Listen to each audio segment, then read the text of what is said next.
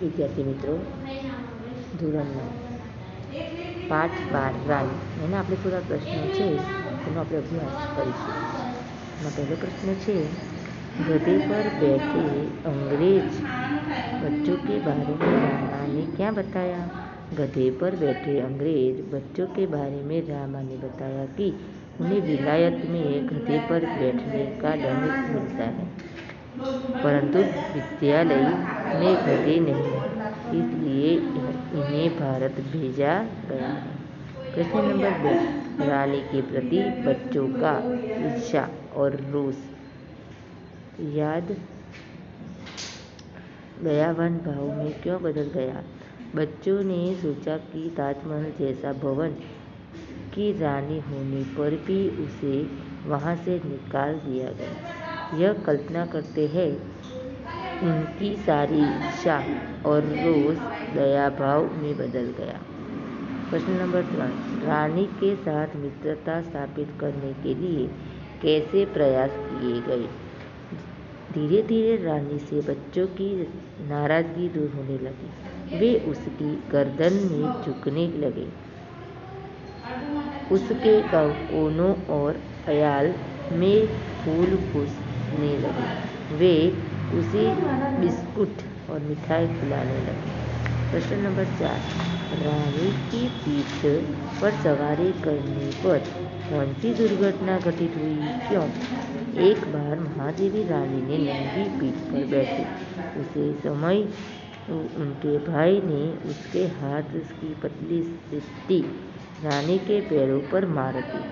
उसकी रानी बहुत तेज भागने लगी. महादेवी देर तक खुद को न संभाल सकी और नीचे गिर पड़ी. सट्टी लगाने से रानी की स्वाभिमान पर चोट लगी और वह भागने लगी. प्रश्न नंबर 5, रानी के बच्चे को देखकर बच्चों को क्रोध क्यों आया? रानी के बच्चे को देखकर बच्चे को क्रोध आया कि बिना काम काज किए रानी के पेट में सो रहा था. वह कुछ भी काम काज किए बिना दाना चारा खा रहा था. હવે એક વાક્યના ઉત્તર છે તે આપણે જોઈશું. એમાં નંબર 1, सफ़ेद टट्टू के बारे में रामा ने बच्चों से क्या बताया? सफ़ेद टट्टू के बारे में रामा ने बताया कि वे सफ़ेद गधे हैं जिन पर अपराधियों को बिठाने से सजा दी जाती है. प्रश्न नंबर 2, लेखिका ने रानी के अलावा और कौन कौन से चरित्र लिए हैं?